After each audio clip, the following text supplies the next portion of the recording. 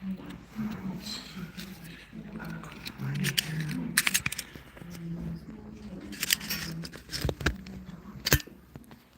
Anyways, there we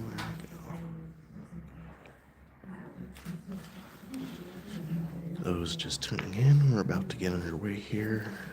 Scheduled for 3 o'clock. We're about 2 minutes out, so give some people a chance to get in here. We have quite a lot of news media here, ladies and gentlemen. So I am glad I got a earlier available seat. Everybody's got their big cameras, and I'm just here with my handheld.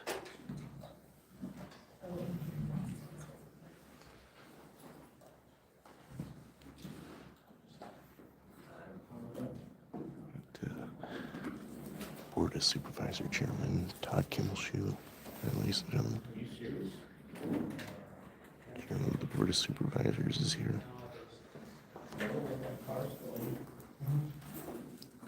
Mostly just journalists. We should be seeing from, I should not really be seeing, but hearing from Sheriff Honey here shortly. We have possibility of seeing and hearing from Mike Ramsey. Surprised he hasn't been more vocal about this.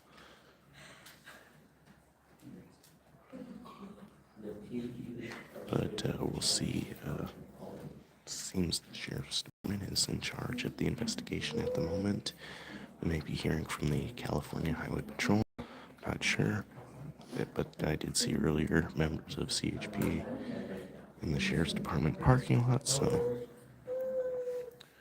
my understanding there's a DOJ, FBI involvement. I don't know if we'll be hearing directly from any of those agencies, but we will soon discover.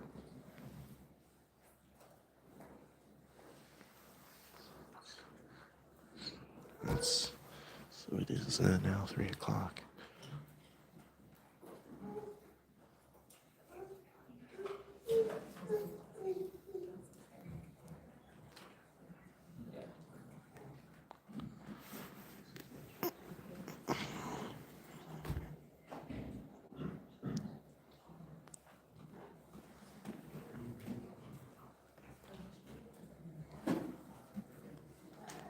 Thank you, everybody, tuning in so far. We got a couple people. Should begin here shortly, ladies and gentlemen. The conference was scheduled for 3 o'clock. It is 3 o'clock now. We are waiting for the press conference to begin, hopefully very soon. But just keep tuned in, and we will hopefully get underway shortly.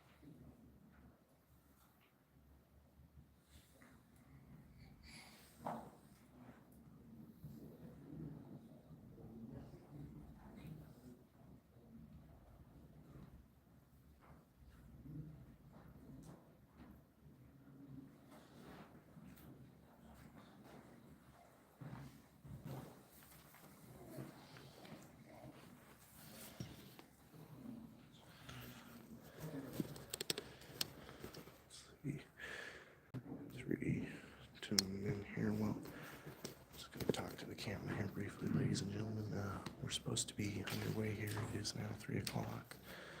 We're just waiting for Sheriff Honey and other officials to come on into the room. For those who are, just checking in with you all who are waiting, so you're not just looking at an empty podium. Hopefully we'll begin here soon. Don't have much information other than that.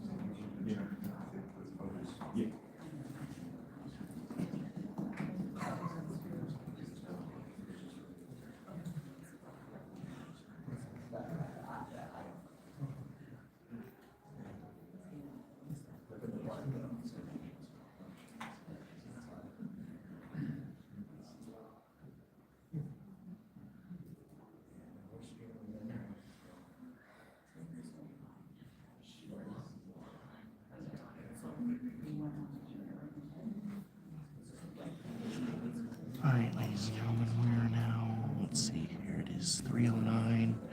Some more law enforcement officials have walked in, but we are still waiting to get started.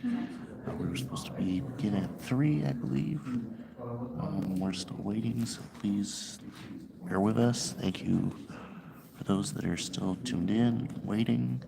Hopefully we'll be in here in a few more minutes. Not sure. Don't really have any other information other than we're waiting to start.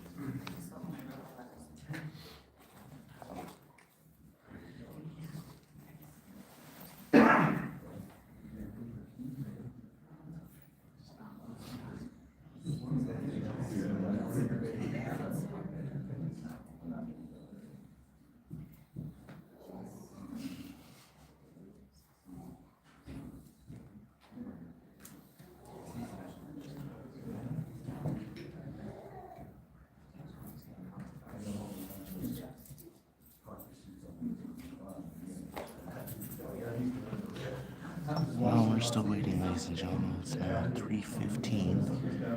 Hopefully, we'll begin soon, not another 15 minutes from now. We're still waiting the sheriff and other officials to begin this press conference. Thank you, those who are still tuned in and awaiting with us. Hopefully, we'll begin relatively soon.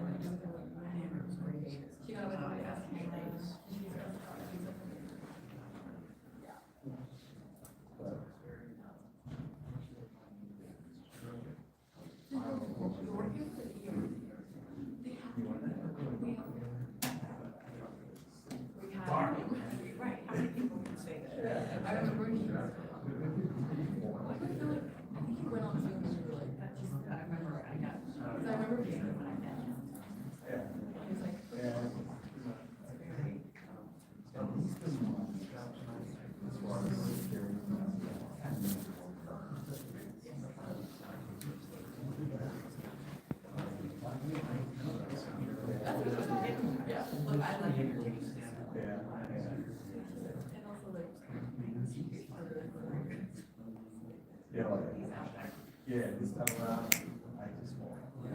Test against your test.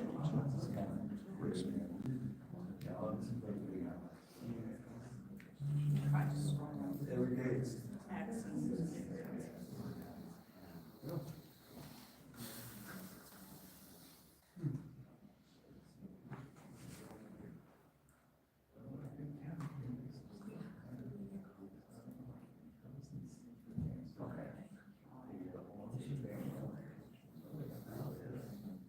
More than one.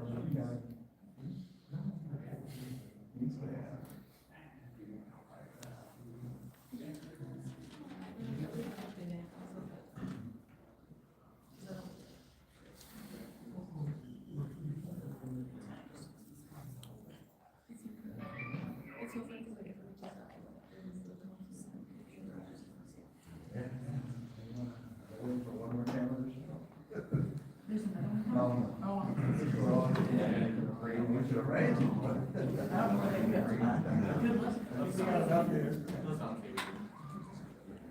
Clean all the four networks, so we can keep them all.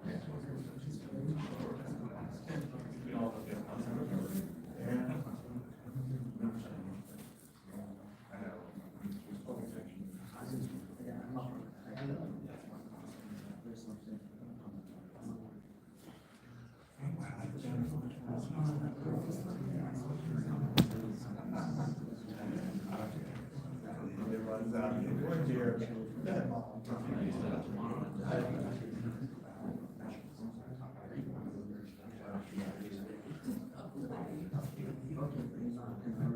In case we get to yeah.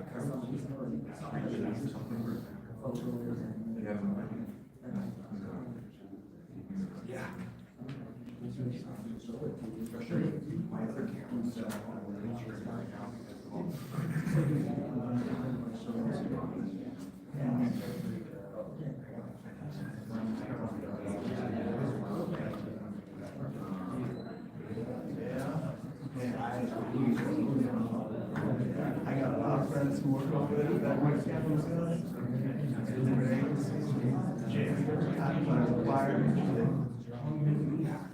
Sometimes they let me know.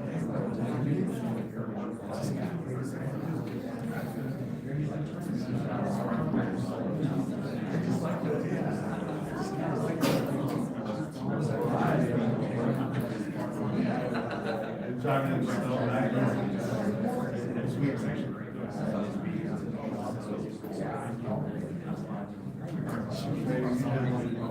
friends over in those places that shoot maybe once a week.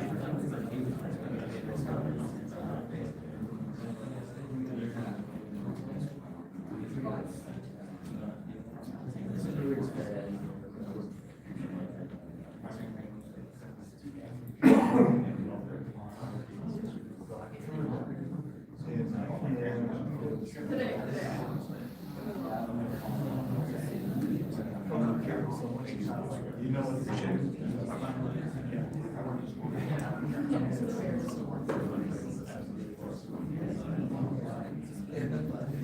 got some juice.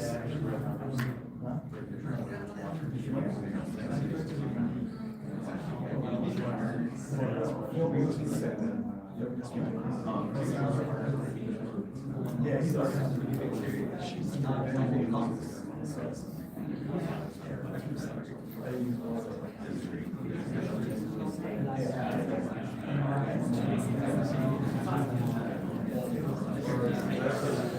Well, ladies and gentlemen, we're all awaiting the press conference in here. Now 3:20 was scheduled for 3 o'clock. Everybody's been pretty much ready for the past, half an hour, 20 minutes now. Because everybody was pretty much all set up by 2:50.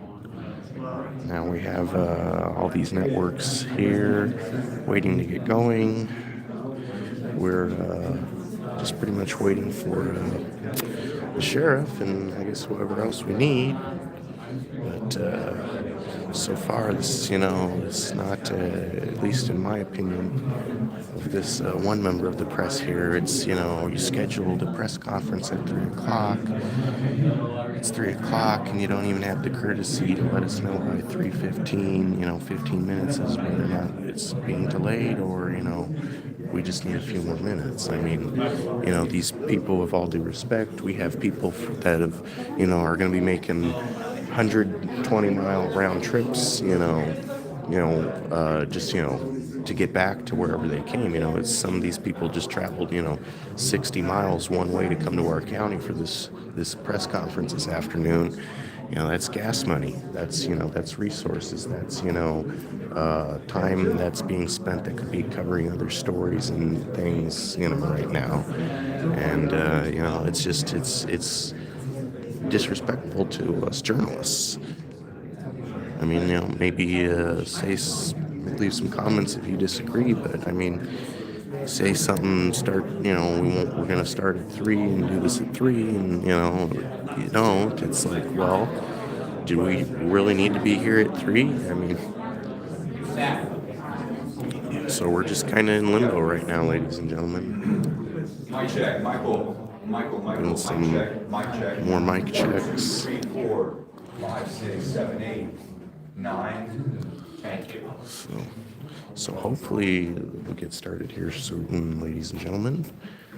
But I figured I might as well just pick up the camera and start narrating. Keep some attention for you guys since we're, 25 minutes now into this live stream. So hopefully we'll get started soon, but I don't know. Maybe we'll take a walk around here. There's some footage here.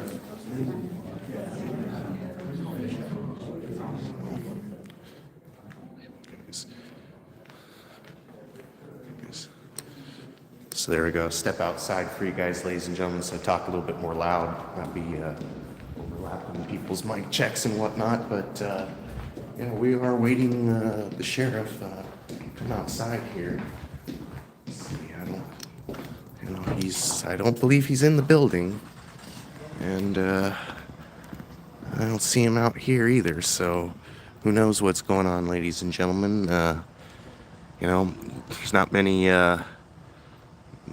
much information available at this point, other than we've been waiting to get started.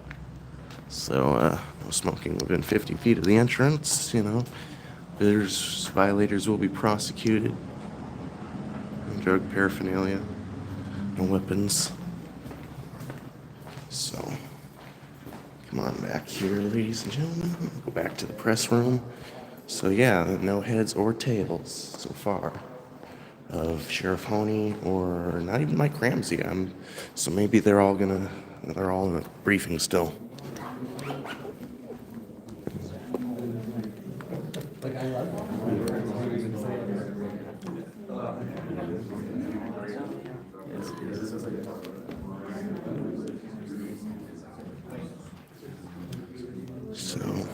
So there you have it, ladies and gentlemen. I do not see the sheriff anywhere, so I guess we'll just continue to wait. Let's see.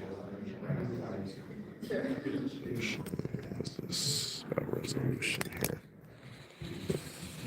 Turn the camera out the frame here. There we go. So what does it say about retouch?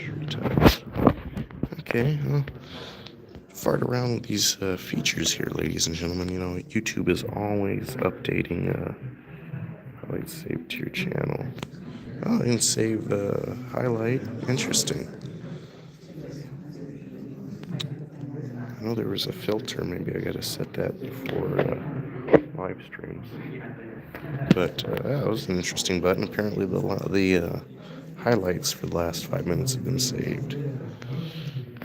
Interesting. But yeah, they're always updating this live streaming. But yeah, we are waiting to get started now, ladies and gentlemen. It's 3:26. So hopefully in the next 4 minutes, maybe, we'll see. So thank you everyone for tuning in. Don't forget to hit that like button. Helps out the channel. Make sure we're still hopefully seen in the algorithm.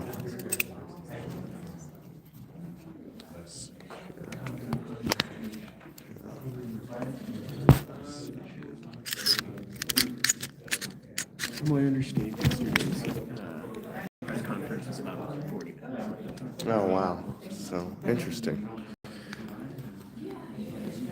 Thank you. Okay, ladies and gentlemen, so we'll see. Hopefully the thing reattached here. So we'll see. From what I just heard, the press conference yesterday was approximately 40 minutes late. So, this is a developing situation. Information is becoming available to the sheriff's department and the assisting agencies as it becomes available. But so we'll see. We will see.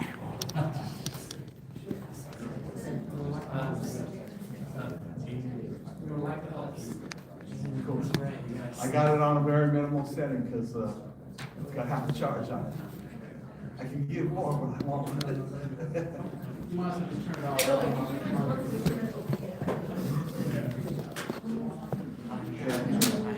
I'm watching it. I'm trying. Make sure to get the camera just right here, ladies and gentlemen. Oh, just doesn't want to cooperate. Let's see.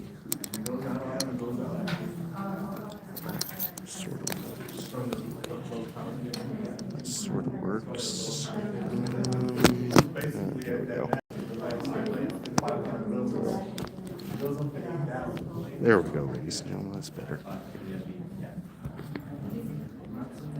There we go. Thank you all for bearing with me here as I get this camera set back up into position. So hopefully we'll get started here soon. Even though I've been saying soon for the past half hour, I hope we will get started eventually.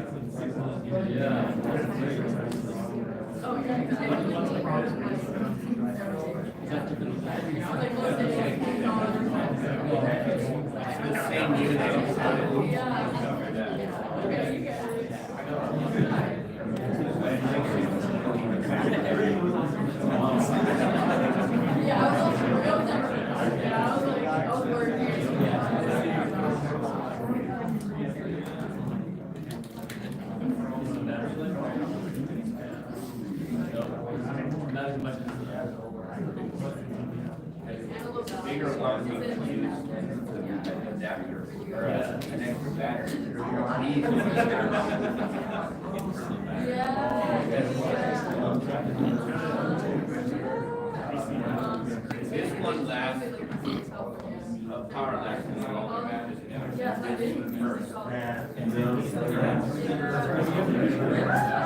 They both have internal batteries. This one, like that, power and this battery.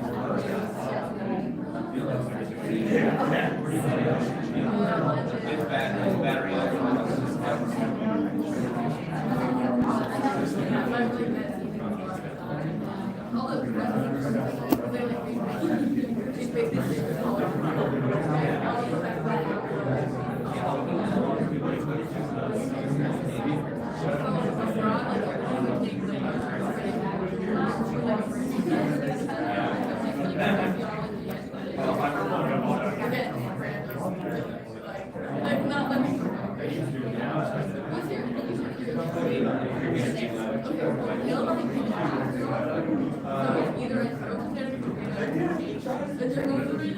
or like they're like communications. So my associates, I wish I just listened to English more. Because my writing not foundation was not as good as I thought. No, it's like the science. Yeah.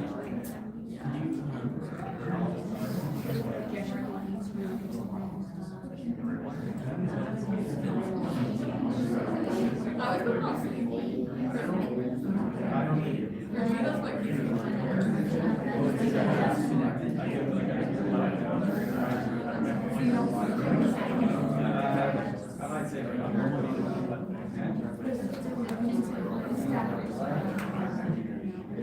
Draw lines.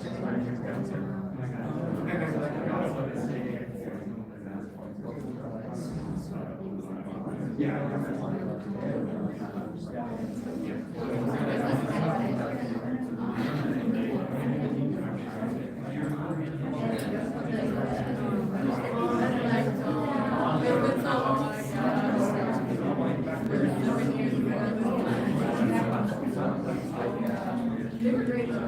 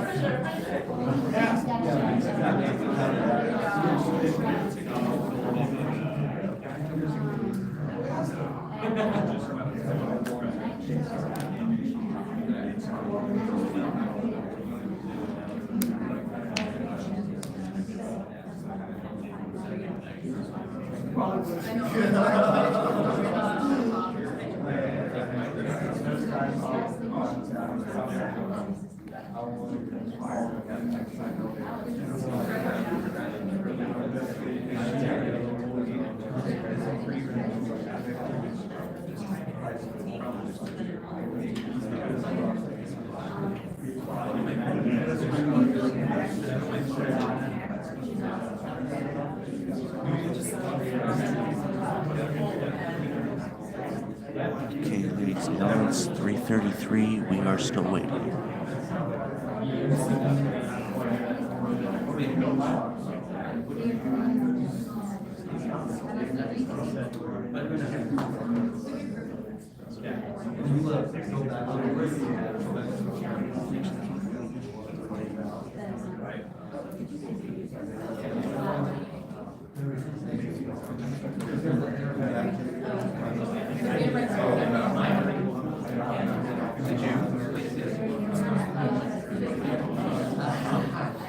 I'm not sitting here in the neck for today, so you better go see me. But at least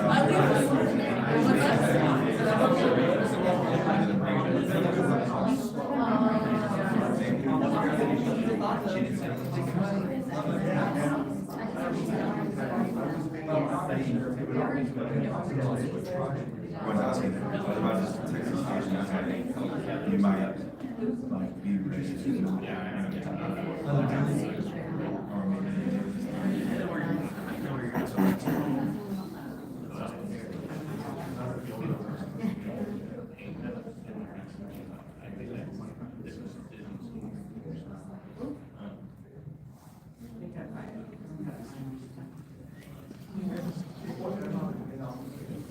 Yeah, ladies and gentlemen, we are still waiting. Just hearing from some other journalist chatter in the crowd that, this delay is jeopardizing a lot of people planned for 4 o'clock live shots or other 4 o'clock, reports for the 4 o'clock news. And more than likely at this rate, the Texas station, forget about anything at the top of the hour. So, maybe by 5 o'clock news. So we'll just continue to wait, ladies and gentlemen. Thank you for tuning in. Hopefully we won't take any longer, but this is apparently the situation as it is right now. We are just stuck waiting. So we'll see. So yeah, and I've been here since about, I want to say 2:15, 2:20. So, and I get here early, so I get a decent seat up front for you guys. And as usual, the government, expects you to be on time, but So I'm hoping, ladies and gentlemen, we'll get started soon. We have the water type, and they check us in. they take all the batteries and stuff like that. They send us down into the bottom of the dam, where no one's really allowed. And we just sitting there for about a good 2 hours. And then Newsom finally comes down the tunnel. We see him come up, and he just drives right past us for a tour that takes another hour and a half. We're just waiting there for him. When he finally comes up for the tour, he does his little press conference. No more than like 15 minutes. Hey, I was there. here's the thing though, you get it. I used to work in Iowa. Kim Reynolds hates journalists and would just spend her time fucking with them. Like she did something similar. She had us go out to a new biodiesel plant. We were all there to interview her, waiting for her, went on the tour with her, all this stuff. Tour ends. The governor's not doing any interviews. No one from the company, no one from the company's up to talk. No one's talking about it. She was the only one we were getting it sound from. Kim Reynolds. This is over in Iowa. KWWL. Okay. This is like a staffer you're talking about. This is the governor of Iowa. Like a staffer. No, the governor of Iowa. What's that? She said we're not doing it after. Yeah. Oh, this is someone else. Kim Reynolds? Because it's the governor of Iowa. She was like, yeah, she's like really big. She's in Trump's and everything. Yeah. I mean, like, also she's like, I don't know, governor of the swing state. Yeah. What's up? That's what Yeah. There may be no reason. It's like, you know, governor of Michigan or Pennsylvania. I feel like we talked about it. Is it your parents? That's what it is. I'm forgetting his name right now, but I'm talking about it. Well, that's standard about people. Yeah.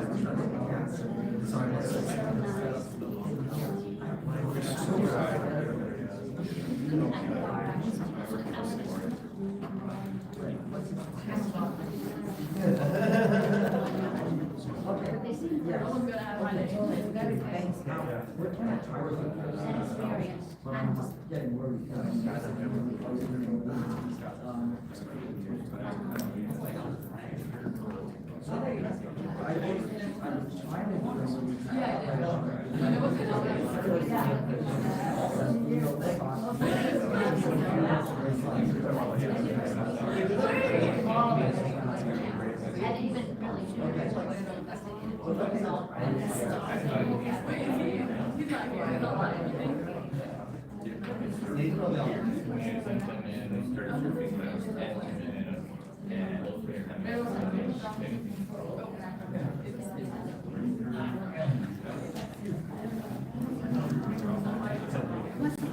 Some batteries? Yeah,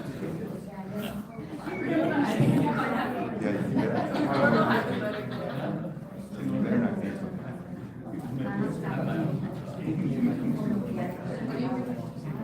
Dan? Ian. Thank you.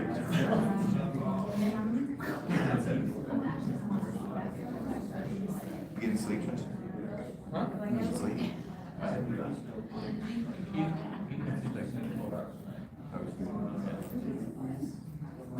Do you want yet? He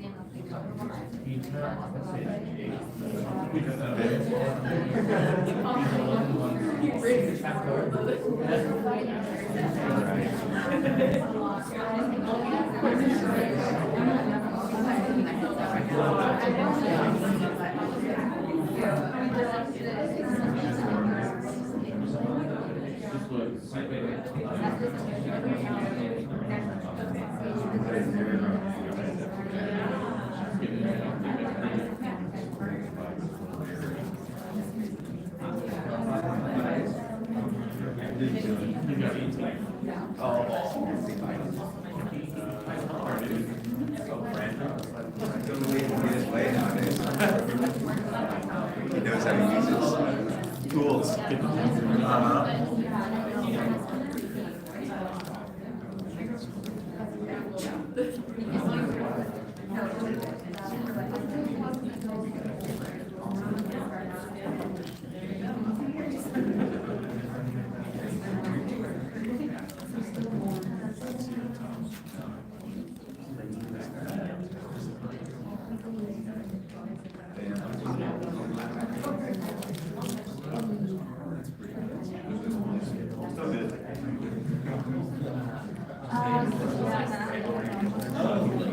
Yeah, I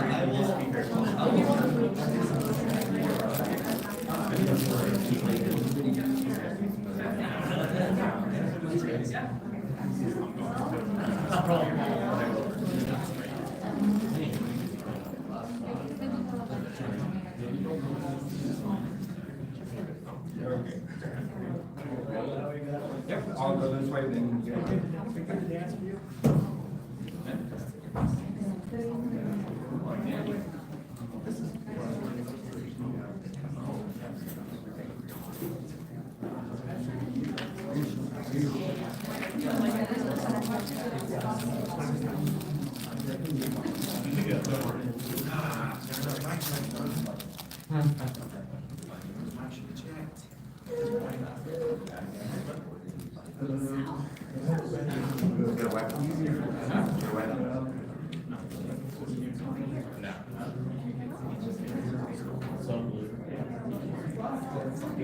Yeah, no. Solid. I sort either way.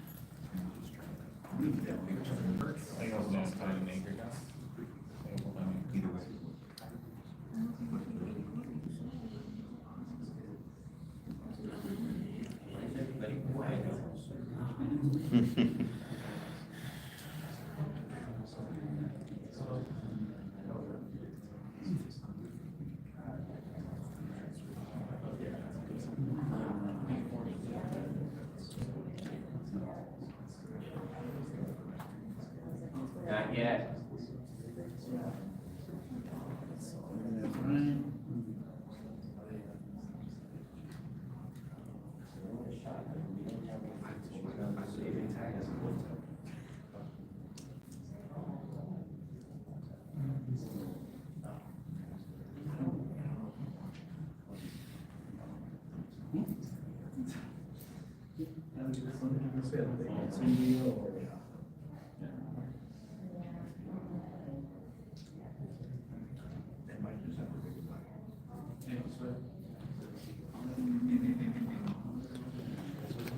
Well, ladies and gentlemen, just checking in with you guys, letting you know I'm still here. It is 3:45 now, and we are still waiting. Thank you, everyone, for tuning in with me and waiting as long as I have, or if you've just been popping in and out, checking. So hopefully we'll be starting eventually. I was like, you chose this.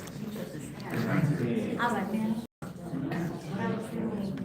You know, some of the somebody's living down. Well, like, we were trying to talk about it. That's also being. Oh, yeah, you had the right idea. I know, I can't spot like that. Yeah. It's been a while. Irrelevant.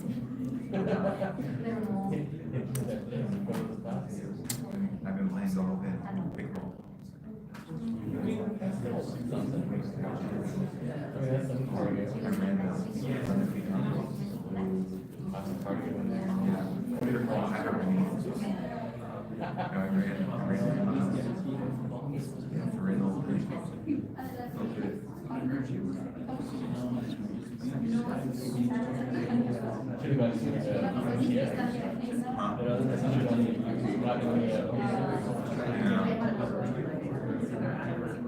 Too late now.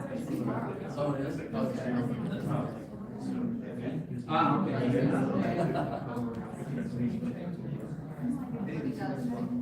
Sounds good. Sounds good. Yeah, just drop me in and I'll show you. Sounds good. Thank you.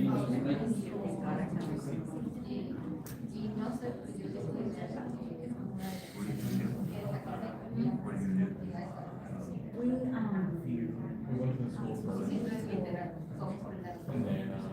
happening there?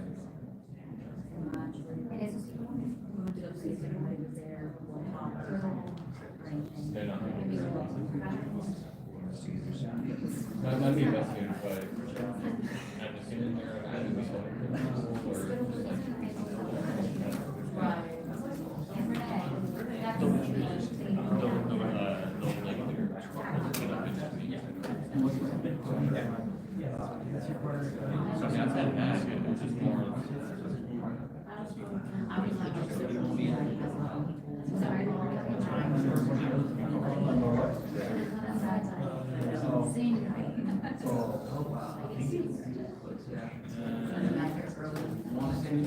criminals or just like.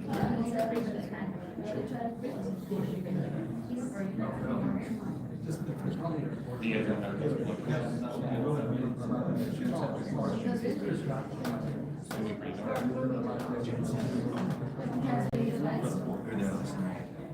It's good. Thank you, Paul.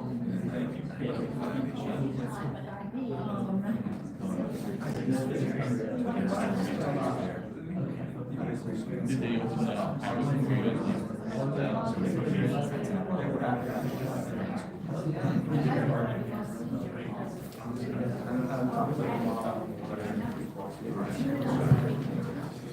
Looks like we're about to get started, ladies and gentlemen.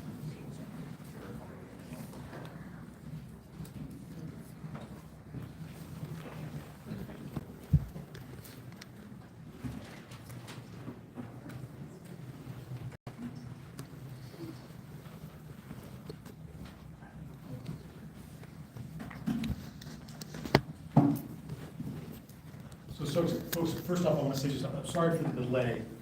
The delay is as a result of this is an active and ongoing investigation. We're working diligently to provide all of you with as much information as we possibly can under the circumstances and verify that information. So we had to spend a little extra time putting that information together. As a result of that, we're behind schedule. I'm sure that people appreciate how difficult this is and the fact that us taking a little extra time under the circumstances is probably worthwhile. Okay? I'm going to let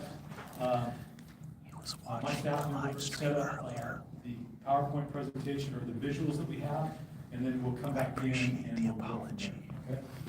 And then you can move over there. Okay?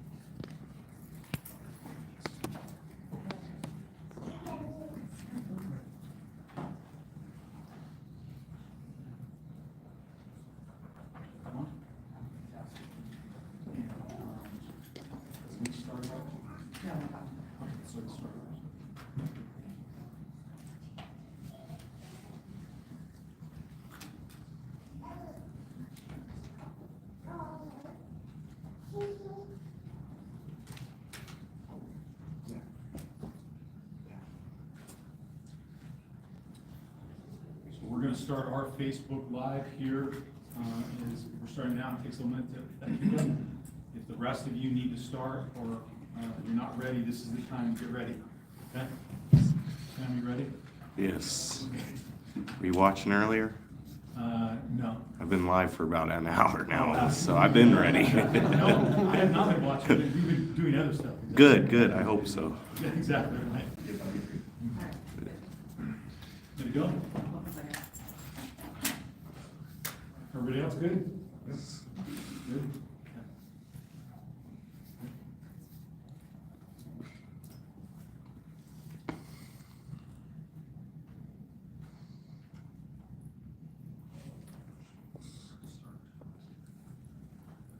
No.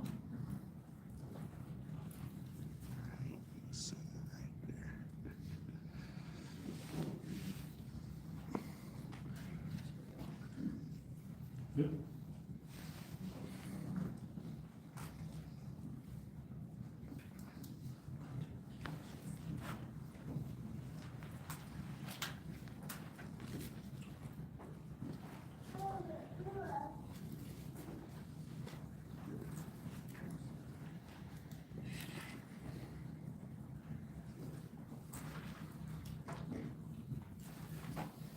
Are we up and running? Yes, we are? Okay, very good. Thank you very much. Okay, now that we are up and running on our Facebook feed, we're going to start our press conference. My name is Corey Honey, and I'm the Sheriff of Butte County. I'm going to reiterate my apologies for the delayed start of our press conference. The purpose or the reason for that delayed start is that this is an active, ongoing investigation. We are working diligently to gather as much information as we possibly can so that we can provide it to you and the members of our community. With that, though, requires us to sometimes check and recheck things. Our hope is to provide you with the best possible, most accurate information that we have available. That said, as I always say on any of my press conferences, the information that we're giving you today, again, is a product of our absolute best effort to date. Recognize that investigations are dynamic, they're complex, and it is possible that we will find additional information that changes the context of the information we're providing you today, or we might find additional information that results in us believing the information we provided today wasn't completely accurate. That is not intentional, that's just the nature of the way these things go. We're here this afternoon to provide all of you with an update on the Feather River School of the Seventh-day Adventist shooting, which occurred yesterday afternoon. Today,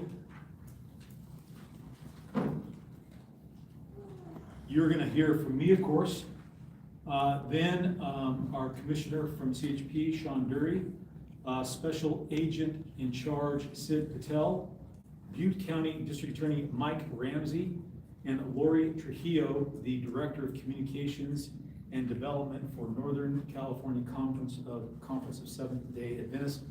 And I apologize that the PowerPoint isn't displaying exactly the way it should be, but we'll get through this.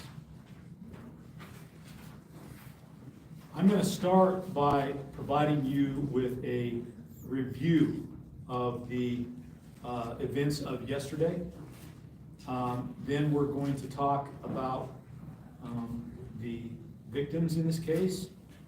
Then we're going to talk about the suspect in this case and provide you some information about who he was, and perhaps some insight into his motivation for perpetrating this horrific act.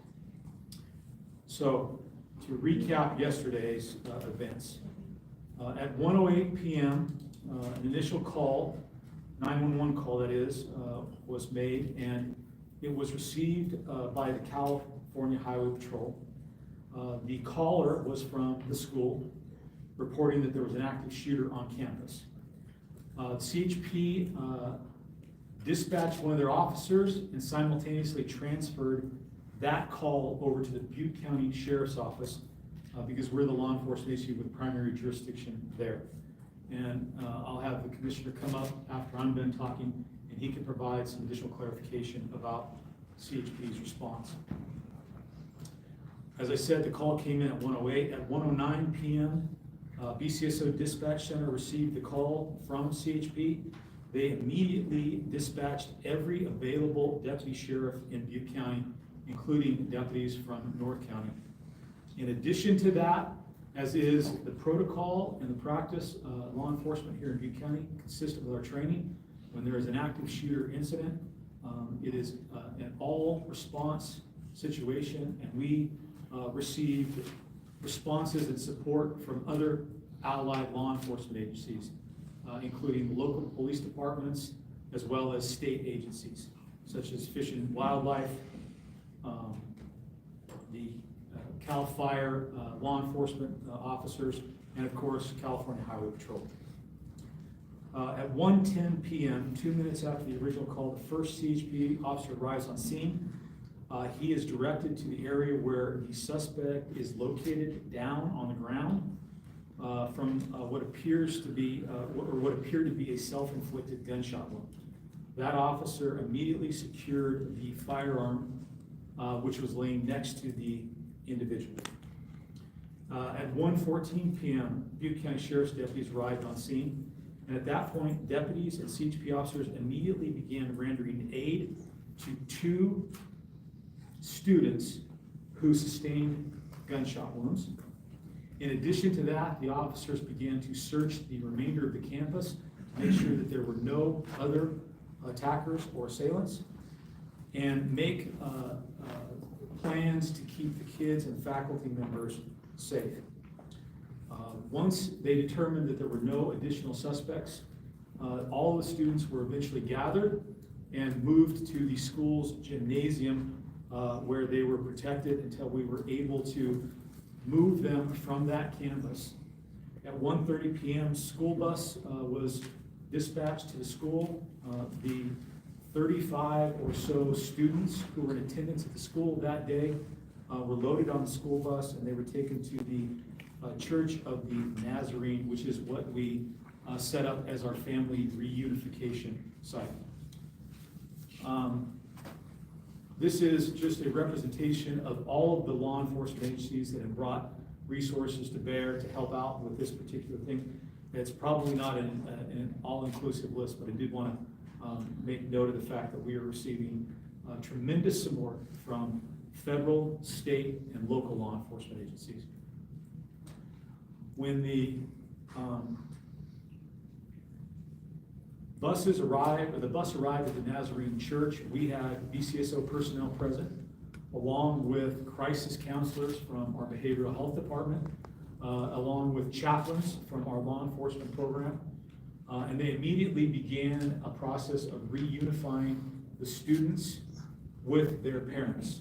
And I am told that that reunification process went very smoothly. It went as well as it could go, given the horrific and tragic circumstances that we were dealing with. And I want to specifically comment and thank the all of the first responders, the crisis folks who were there to support the students and the family. But I also want to acknowledge the parents and the family members who, when they arrived, recognized that the best thing to do under those circumstances was to work with us so that we could have an orderly reunification. And I appreciate their efforts in that regard.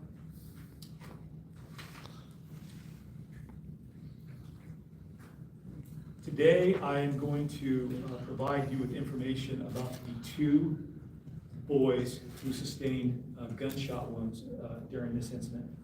The first young man, Roman Mendez.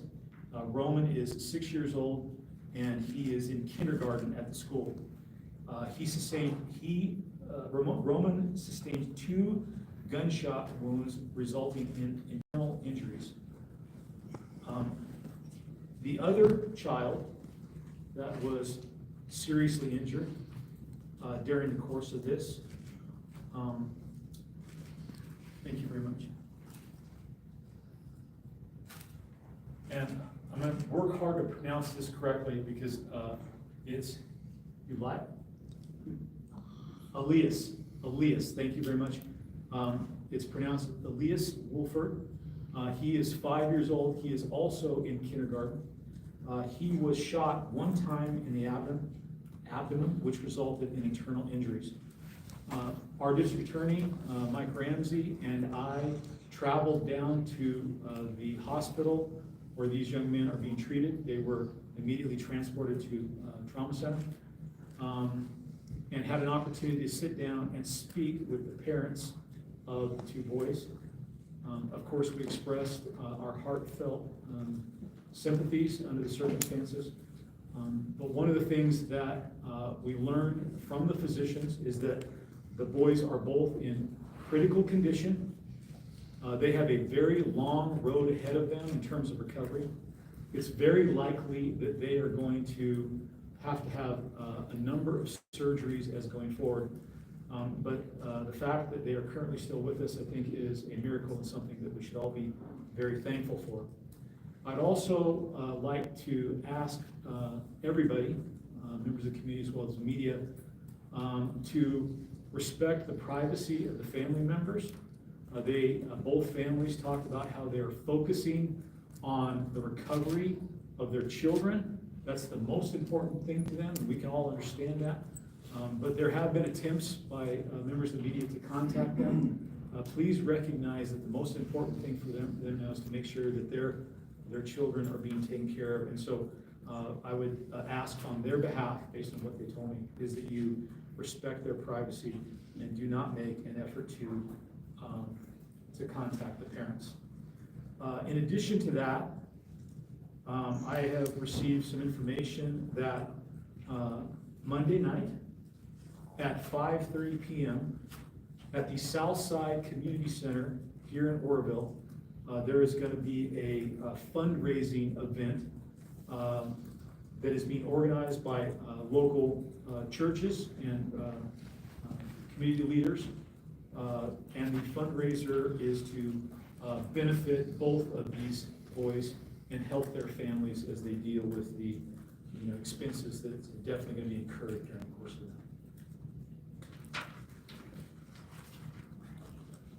Now,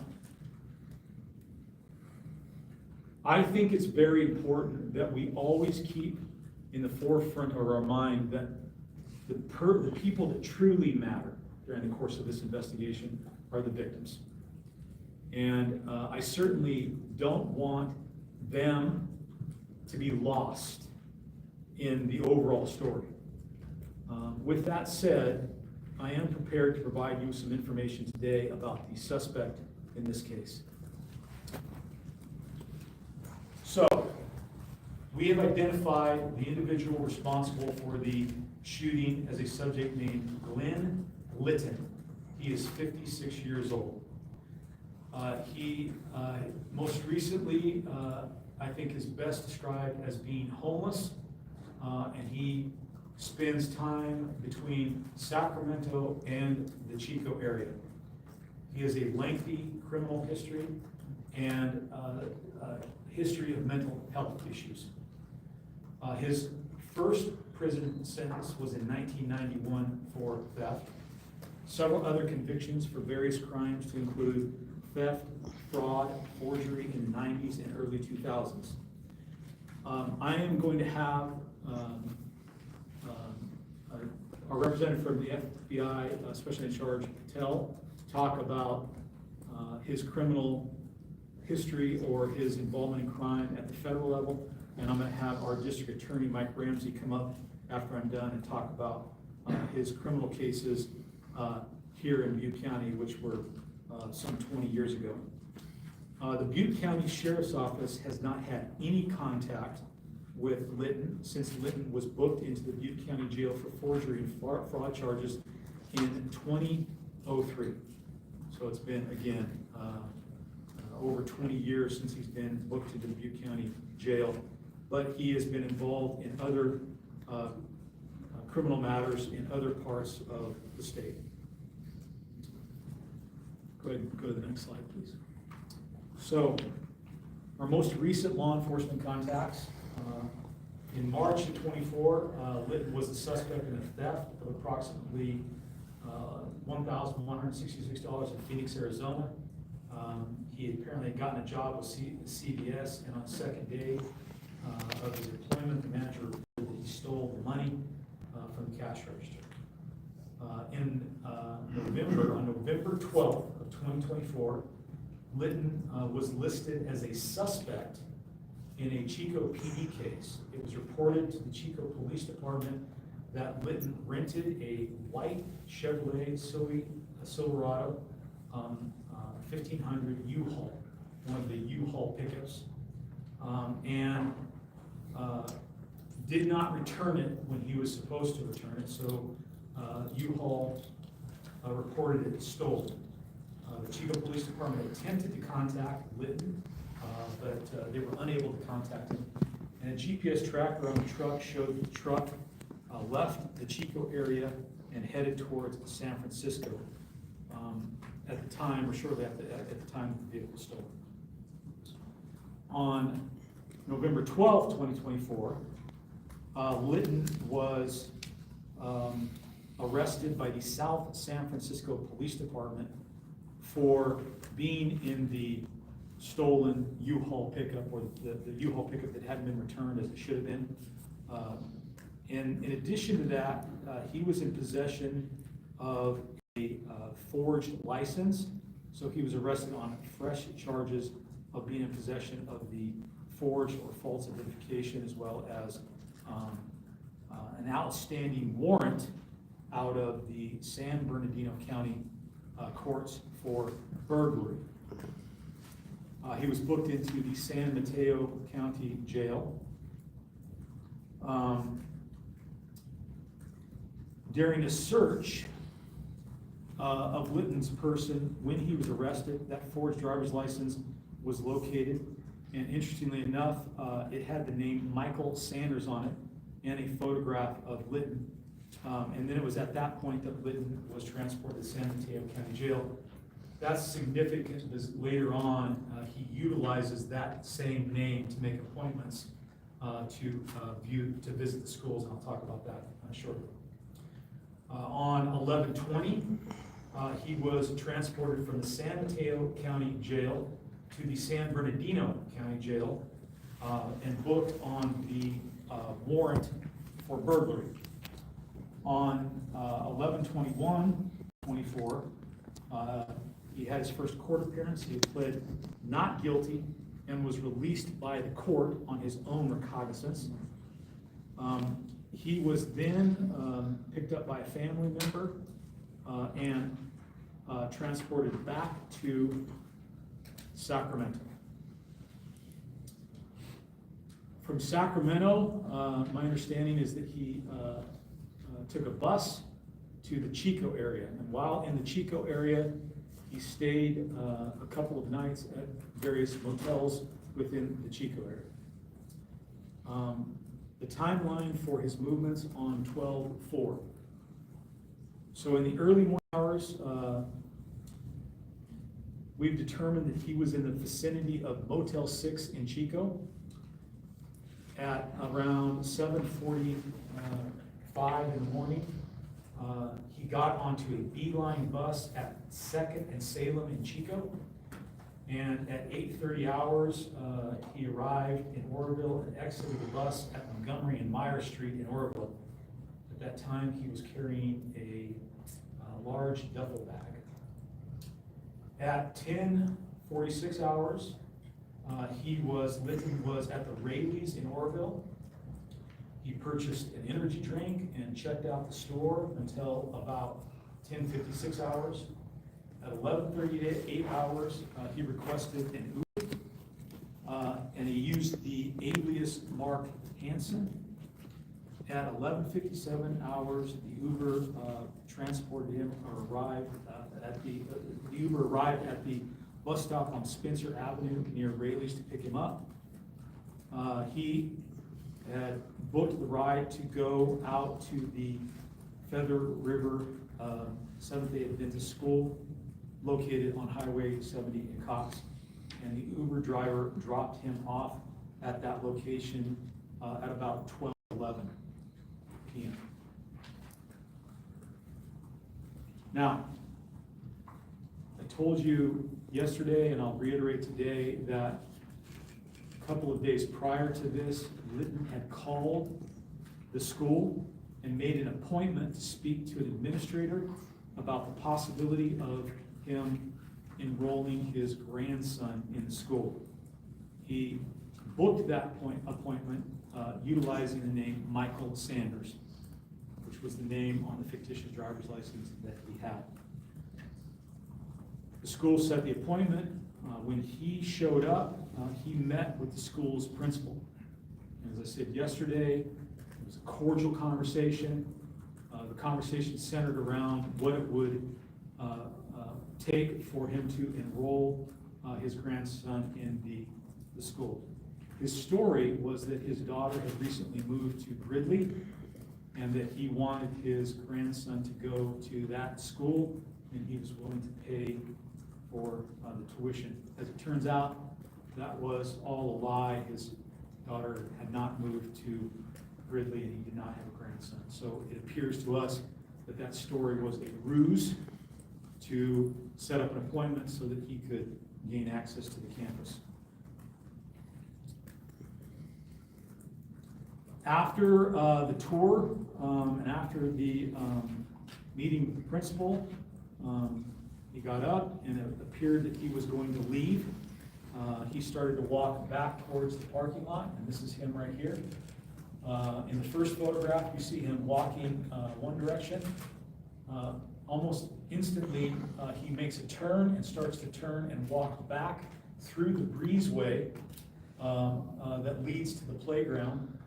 And the children at the school were finishing up their noon break and were in the process of heading back to the classroom. Note that he has his hand inside his jacket near his waistband. We believe that is where he was concealing the firearm. After that, he pulls the firearm and initiates his attack. That's when the two boys that we have talked about earlier were shot. The school principal reported that she heard a loud noise, which we believe to be gunshots, and then the children screaming. She immediately came out, found the kids, and began rendering aid.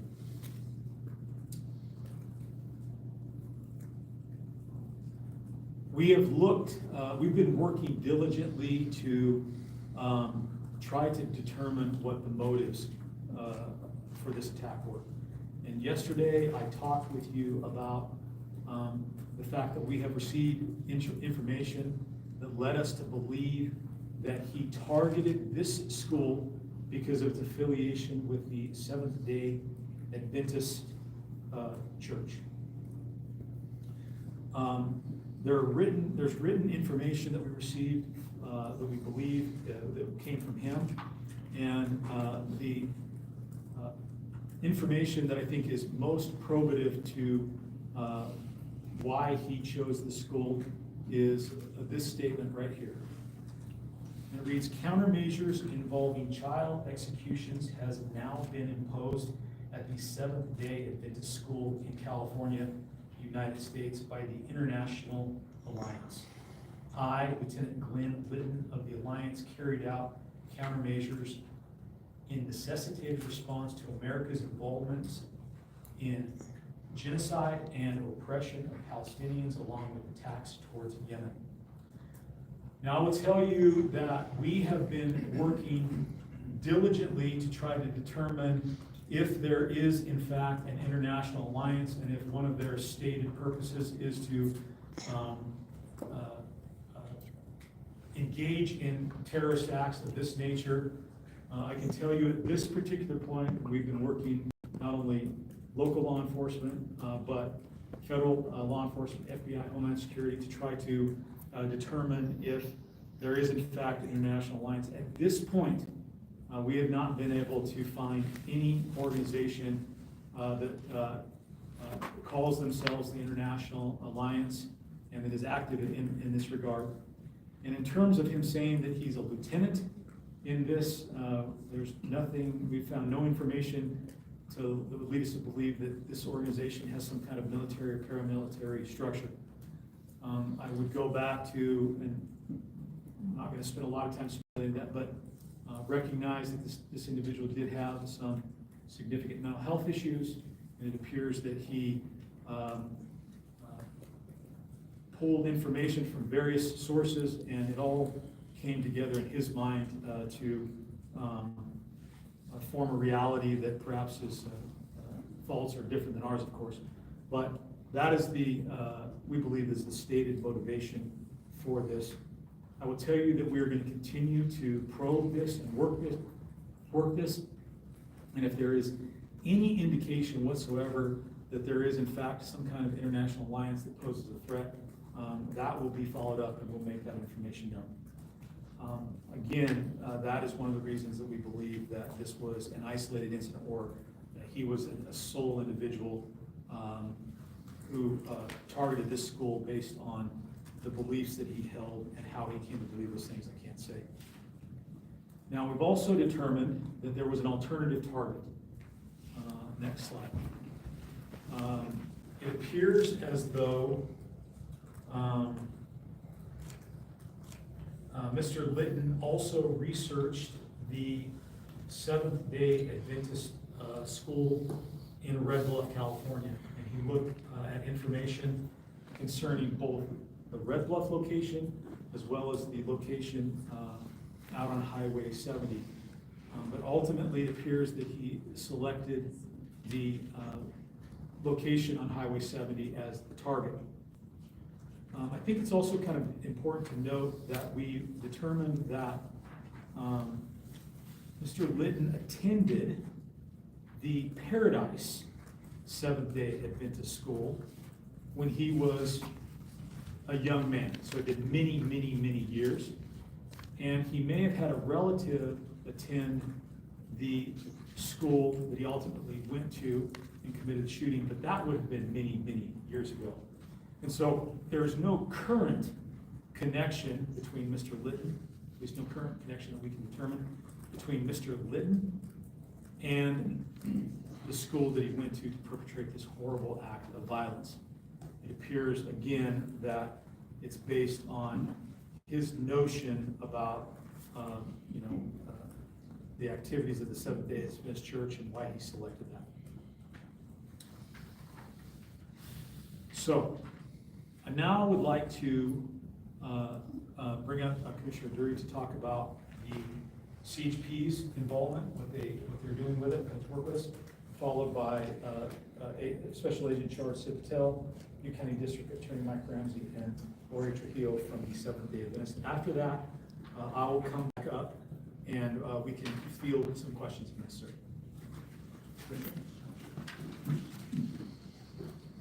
Sure. My name is Sean Dury. I'm the commissioner of the CHP. Let me start by saying thank you and commending the Butte County Sheriff's Office, especially Sheriff Honey, the leadership, as he's guiding us through this tragedy. The work that the Butte County Sheriff's Department and the FBI have done in the last 24 hours is impressive. And I say thank you as a member of the community. Thank you for that. Today, Californians throughout the state are grieving alongside the community of Oroville and the people of Butte County as we try to make sense and work our way through this unimaginable tragedy. Our focus, our hearts, and our attention remains with Elias and Roman as these two young men fight for their lives. Yesterday, I want to acknowledge and just express how proud I am of the CHP responders and the other first responders. The sheriff mentioned that at 1:08, the initial call went into CHP dispatch. At 1:09 was the first time that our beat officers heard that call broadcasted on the radio. The officer that was first on scene was a CHP officer. He was about 1.5 miles away. On his beat, working traffic. He was shooting radar and working speed out on Highway 70. He responded, got there in about 90 seconds. Deployed in line with the training that he receives, that every CHP officer receives. And I would just point out every police officer in California receives that training. That training is to go towards the threat, go towards danger, and to stop the threat. And then they immediately transition to providing aid. And that's exactly what this officer did. He He responded on scene. He found a gate that he was able to maneuver himself through. He located the suspect after he's pointed that direction from school personnel. He found the suspect, secured the weapon, made it safe, handcuffed the suspect, immediately went back to his patrol car, retrieved medical equipment, and I believe that the CHP officer and the sheriff's deputies that arrived on scene did everything they could to provide medical aid and likely saved those lives of those young men. So, with that, I just want to say thank you to them. I know how first responders came together. Yesterday is a good example of how the community is going to come together and how we're going to get through this. So, thank you. That's it. Thank you. My name is Sid Patel. I'm the special agent in charge for the Sacramento FBI field office. First of all, our hearts are broken. We're with the families right now that have been affected by this horrible event. Our people are working day and night to cover leads, investigative efforts, to get you the answers and get us all the answers that we seek. So we thank you all for your patience. I'd like to thank our FBI evidence response team, our victim specialists, our analysts, our agents, everyone that's been working day and night, hand in hand with Butte County, and the great work everyone here and from our law enforcement agencies are doing. Fantastic partnerships here. We had federal cases on this individual back in 2015. We received information about his identity theft, and it was opened up in 2015. In August of 2015, the shooter pleaded guilty to aggravated identity theft, and that was for California victims. And then in April of 2016, again pleaded guilty for aggravated identity theft for victims in Nevada. Who were these victims? They were predominantly inmates that were housed in Nevada and California, where he was taking their identities and using them for fake passports. He got 2 years each, serving concurrently. One thing I would ask is for your help. As the name of the shooter is out now, you may have information about this individual, his beliefs, his ideology. Maybe you know him. If you do, what I would ask that you call 1-800-CALL-FBI or go to tips.fbi.gov and give us any information that you have about this incident or this individual. I thank you for your patience, and I thank our law enforcement partners for all the great work they've been doing. Thank you. Good afternoon, I'm Mike Ramsey, Butte County District Attorney, and we have known Mr. Lydon, also known as Mr. Williams, for a number of decades. As the sheriff indicated, he was born in Chico. He has a rather extensive juvenile record. That juvenile record included a number of thefts and also traffic violations running from police. In additional time, he served some time in what was CYA in 1984 for harassing phone calls. As he aged out of the juvenile system, became an adult, he then had counts involving the cultivation of marijuana, and then more counts involving petty theft, and petty theft that eventually rose to the level of a felony by virtue of the fact that he had a petty theft with priors. He did serve time for that in California State Prison in 1991, and then in 1994 his parole was revoked. He went back and basically fell off the local radar until such time as in 2002 that he came to the attention of the Butte County Sheriff's Office and my office for a number of fraudulent credit card charges and charging up people's IDs. He basically stole the IDs of some 4 to 5 Butte County residents, use that to charge up thousands of dollars worth of goods, rent, food, entertainment.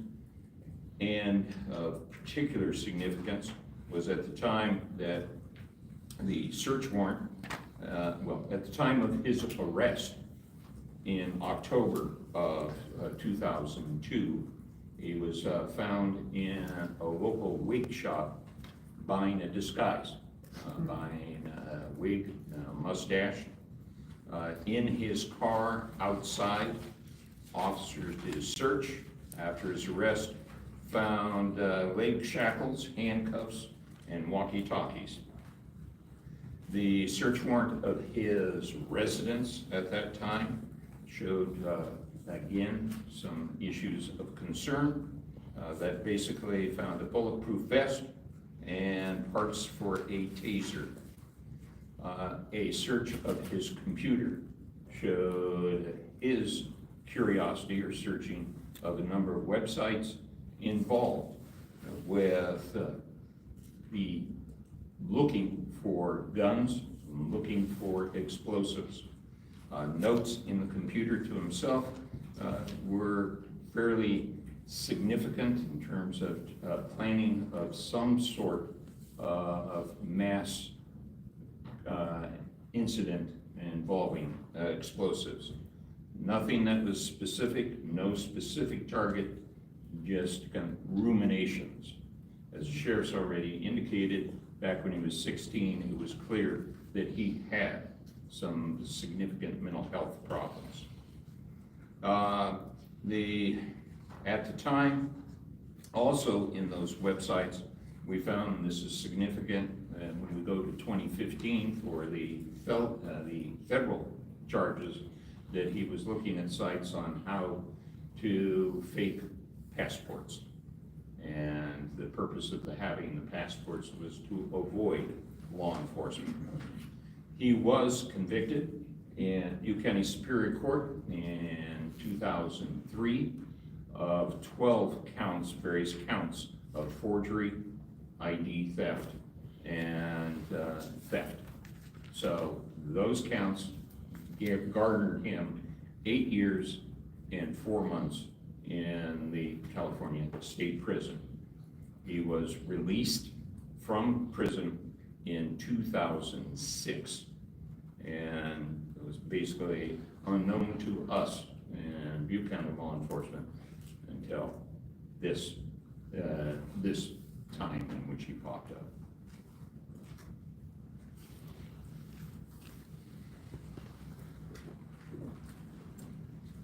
My name is Lori Trujillo.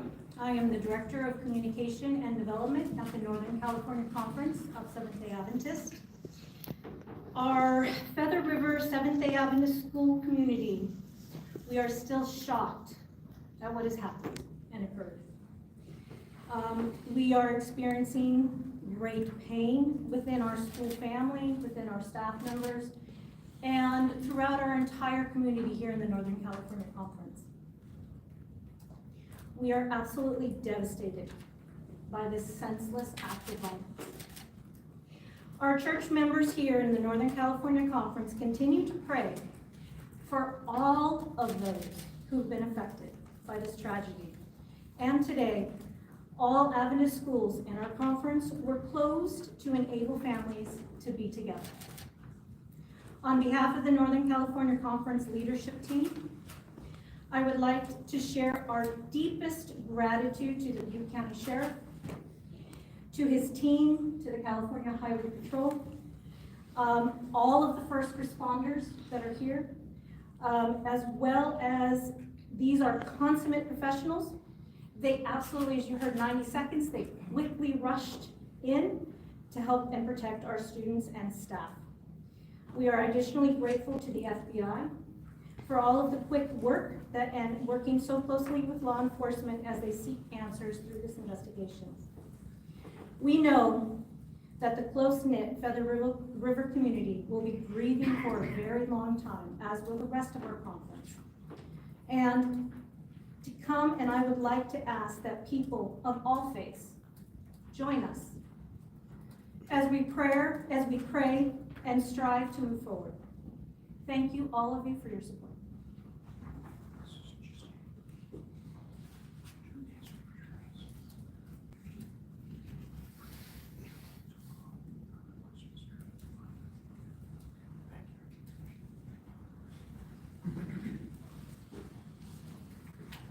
Thank you all very much for the information that you provided. So a couple of things, information's developing, and as we were getting there, Mr. Ramsey just informed me that there is a candlelight prayer vigil scheduled for tomorrow at 5:30 p.m. At the Oroville Christmas Tree, which is in front of the Oroville Municipal Building in downtown Oroville, and that is off Montgomery. The municipal auditorium, also known as the Oroville Convention Center. Got it. And that's being organized by the Nazarene Church, is that correct? So if you're interested in that, I think that's another event there. Perfect. So I want to close my comments and then we'll open up to questions and we'll talk about how we're going to do that in a moment. But with first off, reiterating my thanks to all of law enforcement agencies and first responders who rushed in without hesitation whatsoever to deal with this really tragic event. I also want to recognize the school staff and the principal who also, I think, did heroic things to protect the kids that were on campus that day. I want to again thank and recognize the parents and the students who were affected by this. Tell you again that our hearts go out to Elias and Roman, and I know that there is a tendency to focus media coverage and efforts on the suspect in these cases, but please, please, please do not lose sight of the most important people in this, and that's these kids who had to endure this. As the FBI noted, we are looking for any information that people might have about Litton and his activities. One of the things that I want to note is that he apparently was into bodybuilding and may have frequented gyms in our area or in other areas. If you have information about him, if you knew him, if you were aware of, again, any of his thought process or ideologies, please contact law enforcement, and you can contact the Butte County Sheriff's Office at 530-538-7322 if it's local and you have local information. But if you are in another part of the country, or for that matter, another part of the world, you can contact the FBI at 1-800-CALL-FBI or go to tips.fbi.gov.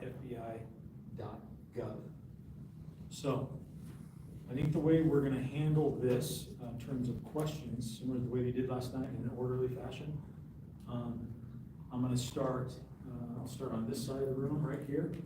And I'll point to you if you have a question, let me know. And if the question is for me, I will answer it. But if the question is for one of the other speakers, then we can bring them up to do that. Do you have any questions? That's a no. Was he from Paradise or Chico? So he appears that he appears to, as I said earlier, he did go to the Paradise School, but that was many, many years ago. And it appears that he had left the area and was in a lot of other parts of the state across the country, because you saw that he was in Phoenix, Arizona shortly before. What we can best piece together right now is that in essence he was homeless of late and was moving back and forth between Sacramento and Chico and staying a night or two at various hotels. My name is Michael with Chico Enterprise. Thanks for the question. What are the plans to reopen the school? Are the kids going to return for the school year later, or will they be homeschooled or transferred to different areas? Okay, so do you want to answer that? Sure. Okay, fantastic. After this press conference, we as a leadership team will be getting together to make that decision. And once we have made that decision, we will be releasing an official press release. And at that point, we will be able to answer those questions. Thank you. And as I said earlier, the FBI and the District Attorney's Office both have robust victim services. I know they're well engaged in all of that. And then we stand ready to work with school leadership to provide whatever support necessary as they move forward. Yes, sir. So I know you guys in 2015 found those kind of suspicious items among his property, the manacles, things like that. Other than that, were there any other moments of violence or any other indications that this guy had violence like this in him? So I will defer to Mr. Rams on that, but I think it was 2002. 2002 was the 2002. Butte County case, 2015 was the federal cases. And it was 2002 where there's items were located in his apartment. Correct. And In car. In his car. If you'll notice, the majority of his criminal conduct involves identity theft and forgery, and there was the burglary, but we don't find any violent crimes listed on his rap. Correct. I just have, well, there's a few, but I will ask the most pertinent question on my mind. If the sheriff's department is available to answer this, what details are available on the weapon that was recovered? More importantly, what is that weapon's history? Great question. Thank you very much, and I appreciate that. So first off, we do have that weapon. I want to say he was a convicted felon, was not legally, could not legally possess a firearm. It is a handgun. And at this point, we believe that it is a ghost gun, or a gun that is made up of various parts. That is one of the areas of the investigation that we're still delving into to try to determine where that gun originated and how it came into his possession. And I know that we have agents from the FBI as well as Homeland Security who are working as we speak to try to get that. But that's the best information I have on this at this point. Thank you, Sheriff. No, we go in order. That's the way we do it here. Go ahead. Anthony? Yeah, Eric Adams from the North State Public Radio. I'm wondering how the information about, I believe it was a statement about the International Alliance, how was that recovered? Yeah. They were writings that we believe he authored, and we were able to obtain those writings. And at this point in the investigation, I'm not prepared to discuss any more about those writings or how they came in, but those are words that he wrote and that we attribute to him. Jake the Great, Sacramento Bee, and to follow up on the gun questions, are you able to disclose how many shots were fired? I don't have that information right now. I think I talked about the number of shots, or the number of injuries that the children sustained, but I don't have the number of shots that were fired. Right. Moving over here. Moving along. Sounds like there was, Zach Wood of Fox 40. Yes, sir. There was an alternative target for Red Bluff Adventist for today. Correct. That's right. So he had scheduled, similarly, he scheduled an appointment like he did with the one here, called, used that name, scheduled an appointment, and then ended up going to the school here in Orville. But he also scheduled a similar appointment, and that would have been scheduled for today, but he did what he did yesterday, and so of course never made it. Thank you. Moving along. Natalie Brazon with Adventist Forum. Do we know if he attended Paradise Elementary, Adventist Elementary, or Paradise Adventist Academy? So that's a very good question. I don't know the answer to that. We can definitely get that information for you. But it would have been when he was much younger. Recognize he's in his 50s now, so it would have been many, many years ago. Okay. Yeah. For that matter, do you think they have records? Yes. Do they? Fantastic. Well, we're gonna let's meet together, follow up, and let's get some information about what that looks like, okay? Yes. So, being that he was OR'd from another California judicial system, was he still in possession of that ID that he gained access to the school? Or did they take that and confiscate it for evidence So against them? I suspect that that was taken as evidence by the San Mateo County or South San Francisco authorities, so they arrested him on that. And I don't, there's no indication that he was required to show any identification during his meeting at the school. Would that be something that you would consider going forward, if you're having meetings, that if they show IDs? Yeah, I think there's a lot of discussions that, I'm sure that the school in the debrief and the after action will talk a lot about, what they, should do, to heighten security, but I'm gonna leave that to them and for future. Well, I'm saying for, like, being that event going forward for, if there was any other events, would you suggest to other schools at the Adventist or any other, that if someone called and say, hey, I want to check out your school for my kid, what would you say to those people? Hey, so we could sit and speculate as to whether or not him presenting ID would have resulted in an intervention in his ultimate goal, right? But, and I think it's important for school administrators to certainly know who they are talking to. But I also want, when we engage in security procedures, I want security procedures to be meaningful, right? And if the intent is to engage in an active shooter scenario, presentation of an ID, fictitious or otherwise, isn't necessarily going to prevent that. So I think it's overall part of an overall security approach that each school needs to develop based on their various issues. You're right there. You had your hand up? Oh, you answered my question. Oh, did I? Yes. Okay, very good. Moving across, yes. Marisela de la Cruz with KCRA. I know you said that he was homeless, but have you been able to track down where he was staying and if there were any other weapons? So he was, while he was here in Butte County, staying at various motels. We've been able to identify those, and we did recover some luggage that he had in one of those hotels. At this point, we haven't found a location where he left any other weapons.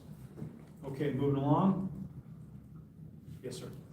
When you talked to the Uber driver, did he say anything about his demeanor? Was he calm? Was he agitated? Yeah, I don't, there's nothing from that interview, I wasn't briefed on anything in that interview that gave the Uber driver any cause for concern or caused him to think that this guy was gonna go there and launch that attack. Yes, sir. What does his family life look like? Did he have a wife ever? Does he have a daughter or anything like that? Yeah, I don't. Assuming they've been contacted, of course. Yeah, he has a sister. We've been in contact with her. I don't have any more information on any other members of his family.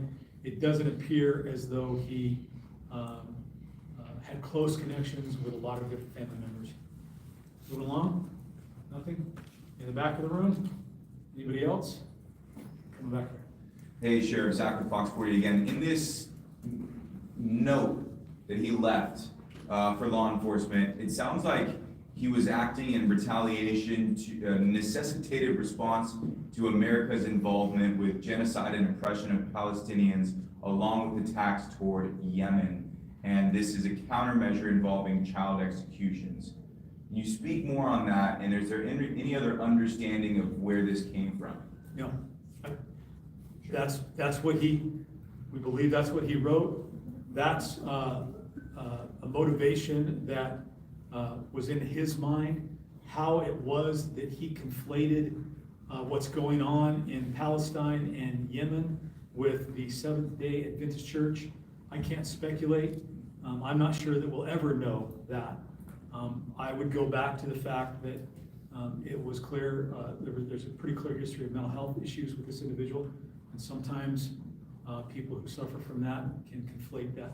And I'll add, that's not to suggest in any way whatsoever that people with mental health issues are violent or all violent or, because I don't want to add more stigma to that, but I think that's part of the issue. All right, I'm going to come back here. Go ahead. Yeah, Eric Adams from North State Public Radio again. I did want to ask, he said there was a clear history of mental health issues. obviously, I understand what you mean, but, is there anything like on paper, anything on paper that indicates that he has a mental illness? Like, So I do know that there were some court documents, right, Mr. Ramsey, can you speak to that?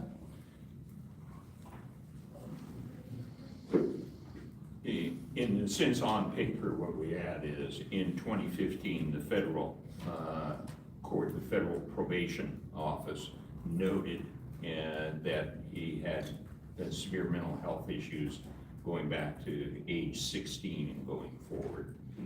That was also noted in the probation report in 2002. So it breached those times. And in terms of an actual diagnosis, we don't have that information. Recognize though, we're only one day out from this, and so rather than waiting to delve deeper into that before getting out here, we want to get the information. Go ahead. Are you in possession of this duffel bag, and was anything significantly found in it? So we are in possession of certain contents of the duffel bag, not the duffel bag, we're still looking for that. I think the item of significance that we know of at this point is a Glock carrying case. Pistols often come in carrying cases. There was no pistol in it, but it was a Glock carrying case. Is there something that, you think that it's somewhere around that? Well, if anybody has information about it, by all means, we're out there actively looking for it. Someone else had their hand up over here. Yes, ma'am. Any other resources being offered to the families? I know you guys yesterday were at the Church of Nazarene, but are you guys gonna be offering that again to families? So, that is a very good question, and I appreciate you asking it, because again, the most important thing in all of this is that we remember and recognize the families. And I know that our district attorney, as well as the FBI, have very robust services for the families. And so what I'd like to do is bring them back up to explain what they are doing to assist with families. So, sure. We're working closely with the families. I know from talking to the school is gonna be handing out the clothing and backpacks and everything back to the family members. But we're working very closely with the families, with the two boys that were shot at the hospital, and we're continuing to offer different services, whether it's hotel and lodging, whether it's day-to-day services, whether it's ways of returning items back, ways of assisting the school in any way or form, just helping in any and all kinds of care that we can. Yeah. Mr. Ramsey, anything else? Make a note, following up on that, is that Sheriff indicated that he and I were down in Sacramento at the regional hospital, and the families were grateful for the efforts of the FBI and finding housing for the parents there, and continuing that housing and continuing any sort of care that that family needs. It's going to be a long process. In terms of the victims, that being the 35 children and staff at the Feather River Adventist School, my office will be working with the state Victim Compensation Board and making sure that any manner of counseling, treatment, and other is afforded to those folks, and working with the Adventist folks and trying to really take a look at people that have really gone through the most horrible of events that you can imagine right in front of them, and children seeing their friends shot in front of them. So that's going to take some time, and it's going to take some effort, and my office, FBI, is prepared to see those victims through this process.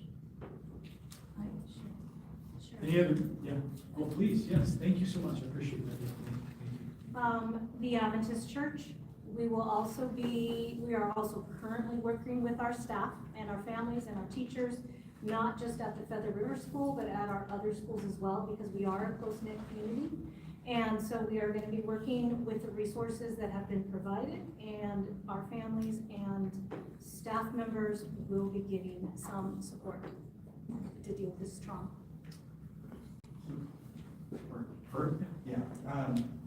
people want to know online is how can, it was said earlier that there's gonna be a fundraiser coming up, and what can people do now to help the kids and their families if they need anything in this housing for, food, money, anything? What can people do in the community to help the victims?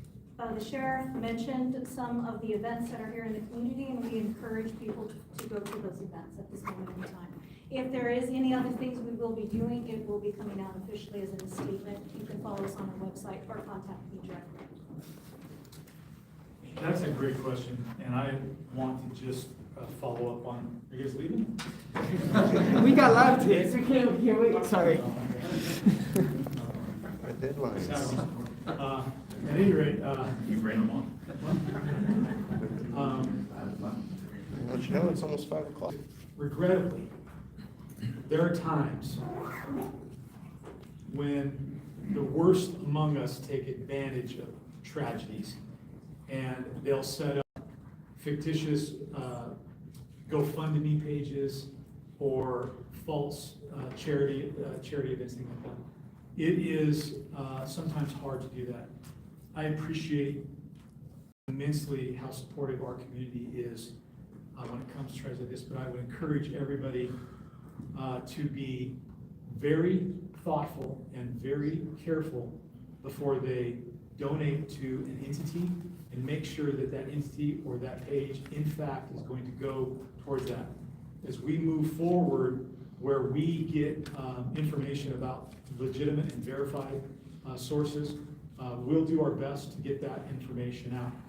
A lot of their needs right now are being taken care of, but as time goes on, of course, there will be unmet needs. But as I said earlier, there's a couple of events coming up, and I would encourage people to attend those. And if we get more information about the legitimate, but just be careful. Do you have anything like a victim services that people can donate to the victim services of Butte County Sheriff to help in the time?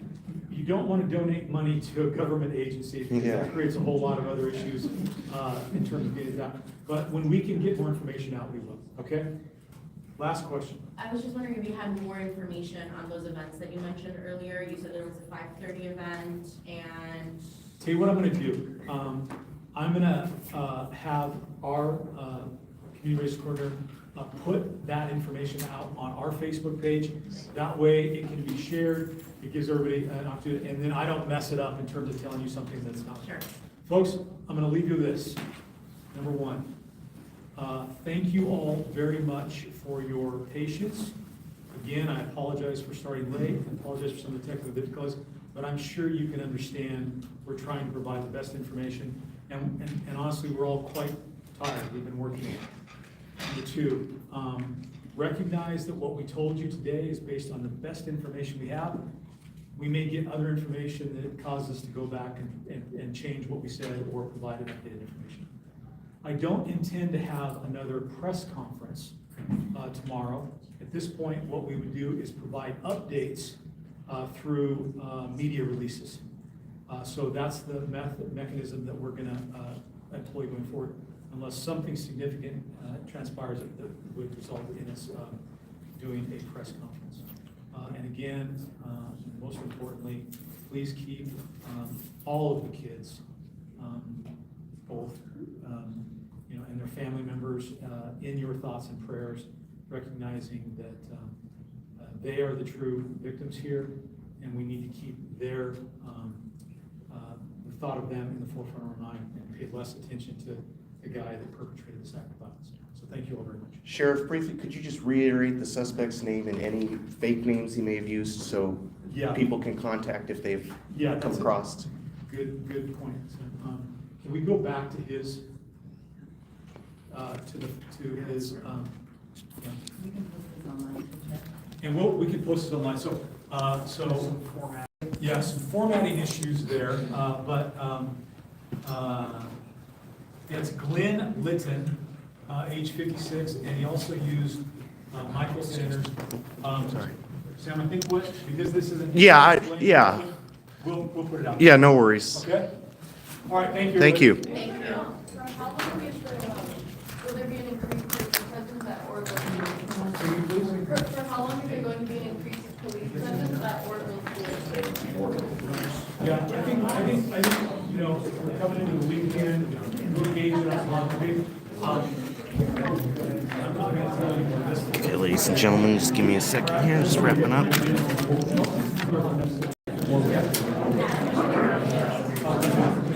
All right, ladies and gentlemen, there's the press conference. I think that was good. I do appreciate Sheriff Honey, you know, giving that apology at the beginning for the delay. Excuse me, gentlemen. Thank you.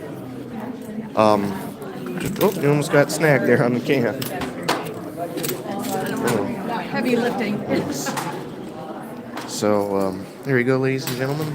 Like I said, appreciate the sheriff's apology for the delay. Just hoping next time, you know, we can get more, just like a guy in there real quick saying, hey, we're trying to get the best information, you know, possible estimate of time.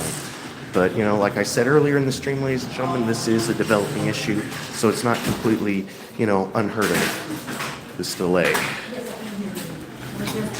But the way he was looking at me when he said that sounded like almost that he was watching. No worries. So I said my joke for those who were tuning in when it happened. Were you watching earlier? So just turn it around so you guys see me. We got all the guys for TV news anyways getting ready for their live shots for the top of the hour. I'm pretty much done, you know, since it, you know, we're live. It happened live, you know. So this is my live shot, if you will. So had quite a good turnout of press. Contact information. Hopefully, you know, we can find some more information about this guy. Tragedy, definitely, with these children being injured, but, you know, thank goodness that they are in the hospital, stable, still critical, but stable at this time. You know, just a tragedy here by obviously a man with some unchecked mental health issues. And I strongly believe in this country, ladies and gentlemen, that guns don't kill people. People that have unchecked chemical imbalances because there is no mental health treatment available for them, or because, you know, there's a little touchy subject of forced medication, but if somebody's thinking that they're perfectly fine when they're not fine, I mean, how are they going to be convinced that, oh yes, I do need to take medication and things of that nature? But we definitely have, you know, a mental health crisis in this country. And I'll close tonight with saying this. Thank you all for tuning in that did. And finally, I really hope our county does not become an epicenter for gun control narratives. But I have somewhat of a feeling that this incident is going to be talked about for quite a while. But I hope that at least that comes out of it is more recognition for the obvious urgency and need for mental health services in our country. Thank you all for tuning in. This has been the cameraman reporting live here in Oroville at the Butte County Sheriff's Department, signing off. Thank you and good night.